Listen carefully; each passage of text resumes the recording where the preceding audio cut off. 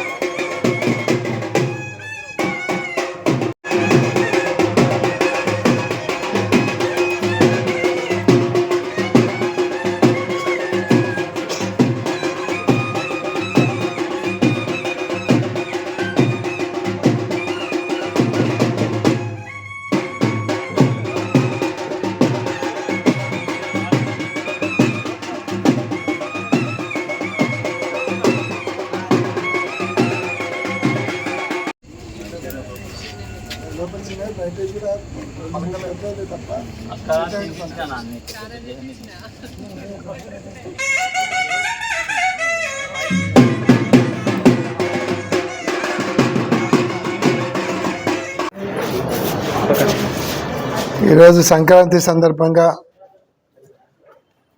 ఆచారం ప్రకారము సంప్రదాయం ప్రకారము భోగి మంటలు వెలిగించడం జరిగింది.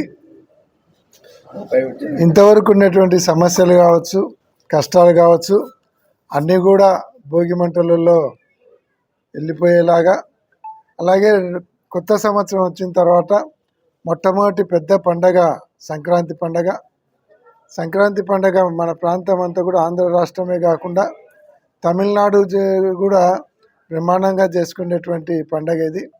కాబట్టి ఈ సంక్రాంతి పండగ కర్నూలు పట్టణ ప్రజలైతేనేమి, జిల్లా రాష్ట్ర ప్రజలందరూ కూడా సంతోషంగా చేసుకోవాలని, విష్ణు భగవానుడు ప్రజలందరికీ ఆయురారోగ్య ఐశ్వర్యాలు ప్రసాదించాలని, ఇంతవరకు ఉండేటువంటి కష్టాలన్నీ కూడా ఈ భోగి మంటలలో పోయి ఇప్పటి నుంచి అన్నీ కూడా భోగి మంటలు వచ్చే వెలుగులాగా అందరి జీవితాలలో కూడా వెలుగు రావాలని మనస్ఫూర్తిగా భగవంతుని ప్రార్థిస్తూ, రాబోయే కొత్త సంవత్సరం అందరికీ కూడా ఆయురారోగ్య ఐశ్వర్యాలతో పాటు అందరూ సుఖ సంతోషాలతో ఉండేలాగా భగవంతుడు ఆశీర్వదించాలని భగవంతుని ప్రార్థిస్తూ అందరికీ కూడా మరొకసారి మకర సంక్రాంతి శుభాకాంక్షలు తెలియజేస్తా ఉన్నా.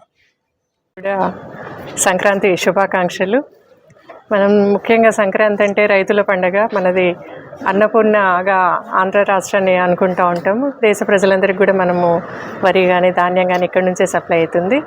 ఈసారి రైతులందరూ కూడా మంచి పంటలతో మంచి తిండ్లతో అందరూ సంతోషంగా ఉండాలని చెప్పని తెలుగు ప్రజలందరూ కూడా ఆయురారోగ్య ఐశ్వర్యాలతో భోగభాగ్యాలతో తులతూగాలని చెప్పని మనస్ఫూర్తిగా కోరుకుంటున్నాను. మరి దేవుడు మొన్నటి వరకు కొంచెం చిన్న చూపు చూసి ఈ తిరుపతి ఇన్సిడెంట్ అయితేనేమి చాలా వరకు అశుభాలు జరుగుతూ ఉన్నాయి. ఇకపోయి రేపటి నుంచి ఉత్తరాయణ పుణ్యకాలం స్టార్ట్ అవుతుంది. ఇప్పటి నుంచన్నా దేవుడు చల్లగా చూసి ఎటువంటి అరిష్టాలు అశుభాలు జరగకుండా తెలుగు రాష్ట్ర ప్రజలందరినీ కూడా చల్లగా కాపాడాలని చెప్పని మనస్ఫూర్తిగా కోరుకుంటున్నాను.